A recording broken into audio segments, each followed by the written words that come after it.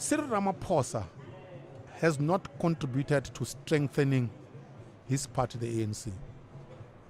He has contributed to weakening it. Just look at his record as the leader of the party since he took over, and tell me if the party is stronger now or is weaker. You will struggle to find a department of the ANC that is better than before Cyril Ramaphosa took over the ANC. Here is the thing. If you are a leader of a country, you become a leader of a country through your party. It is important for you to strengthen your party before you can strengthen your country.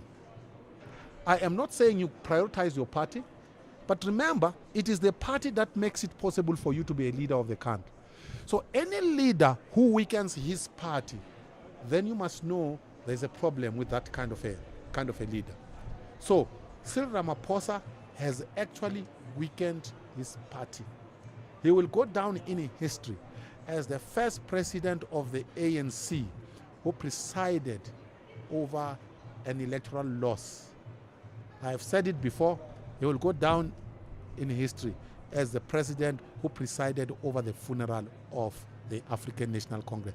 If he was a plant or whatever theories that people believe, I have no evidence. But what I know is that when the history books are finally written, it will be Cyril Ramaphosa who presided over its funeral. Who are the best ANC president that the ANC has ever had, and who is the worst? It's a very difficult question. I'll tell you why it is a very difficult question. You cannot compare ANC presidents before 1994 and ANC presidents after 1994. Okay. Because those who presided over the ANC before 1994, it was a different period. And they actually didn't get the opportunity to be tested as presidents of a country. Or maybe should I ask it and say, I'll put it this way. Country presidents, okay. Look, without a doubt, Nelson Mandela was the best president of the ANC and of the country. Why? He took over South Africa at a very difficult time. When we made the transition from apartheid to democracy, there was national anxiety. There were white people, some white people even left South Africa thinking it was doomsday. But what did he do? He brought black people and white people closer. He didn't divide us further. And it was not easy. We could have murdered each other, by the way. Remember when Chris Hani was murdered? Yeah. It is Mandela who prevailed. There was a mood on the part of black people to go to war. Mandela prevailed upon black people and said, you shall not go to war. And he brought black people closer. And he brought white people also closer. So Mandela was by far the best president. And leading a country is not about managerialism per se. It's about having the confidence of your society. Your society must walk behind you and believe that you are leading them in the right direction, and Mandela did. Thabo Mbeki, must give him credit. He was the last best president of the ANC. Why? Thabo Mbeki created the institutions that hold our society even to today. Remember, Mandela was old. He didn't have the energy to focus on the details of institutional re-engineering. So think of it, Sbu. When 27 April 1994, a month later or so, there's a new government. There is a Department of Police of Venda and Gazankulu and KwaZulu and all of. There was no single one. There was no single department. Someone had to imagine these institutions and create them from scratch and nest them into institutions that can hold a democracy together. That was the role of Thabo Mbeki. Even economically, by the way, the best period of that South Africa experienced after 1994 was under Thabo Mbeki, by the way. White people have made a lot of money under Thabo Mbeki. Even the black middle class, by the way, the emergence of the black middle class, you and I, we actually are products of that administration in terms of economic management. So we need to thank Thabo Mbeki for that. Things fell apart when Zuma took over. And Cyril has failed to fix anything. Zuma's mistake, well, I don't know if it was a mistake. He allowed thieves from India, the Guptas, to come and take over our state.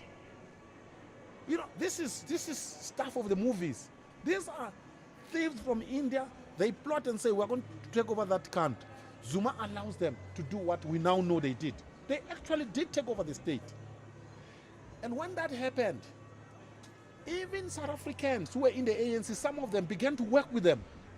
And what did they do? They actually weakened the institutions that I was talking about. Just look at what they did. They looted state-owned enterprises. They weakened all our public institutions to the extent that as the public, we began to lose confidence in our public institutions. Cyril's role was to regenerate that confidence in public institutions. He has failed dismally. Has Comrade Ace Magashule disappeared into political oblivion? Is it over for him?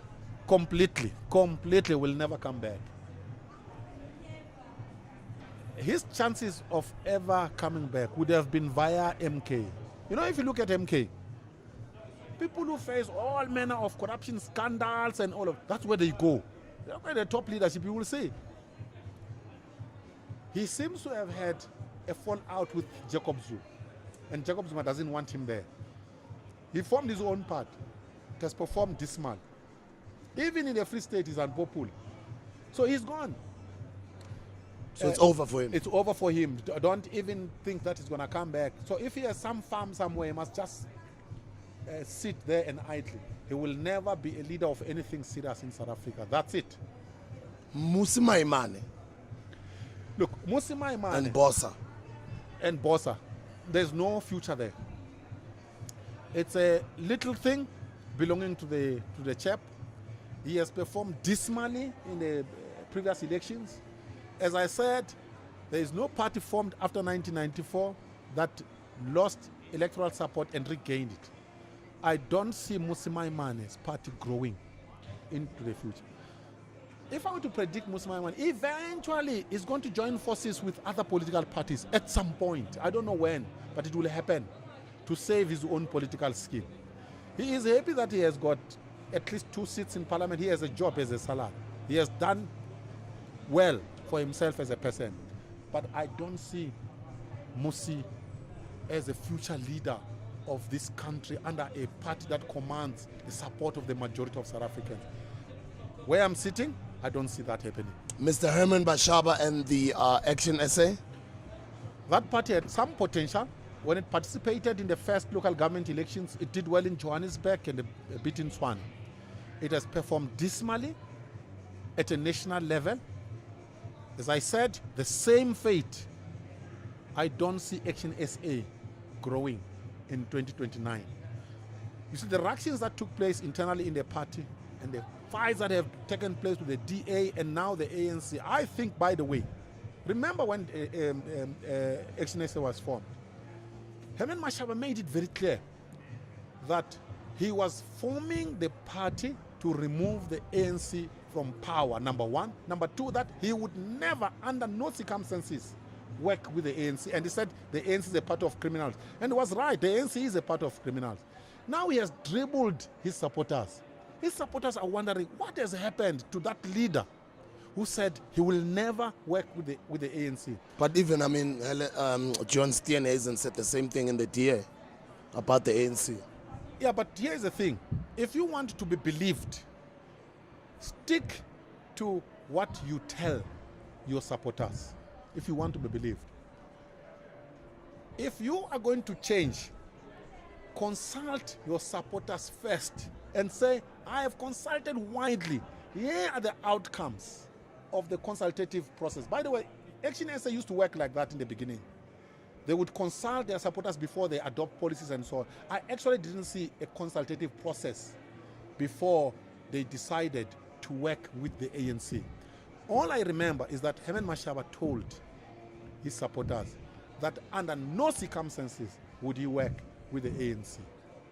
So yes, John Steenhuisen can do whatever he's doing, but Herman made it very clear that he would never work with the ANC. So how does the future of these coalition governments look like after the next elections? Not the local government elections, the next elections. The ANC will be weaker. The ANC will not touch 40% again. The ANC will be lucky to touch 30% in 2029. So the ANC is actually exiting the political stage. The DA will not grow exponentially. If it won't touch 25%, I doubt. It will be in the lower 20s. If Jacob Zuma is still alive, MK party will grow above 20%, and it will clinch a majority in KZN. That the EFF will lose support even further. So that's where we are going in 2029. I think in terms of projection, let's leave it around 2029. But what I can tell you is that South Africa will be governed by coalition governments for the next 20 years. Of that, I am sure.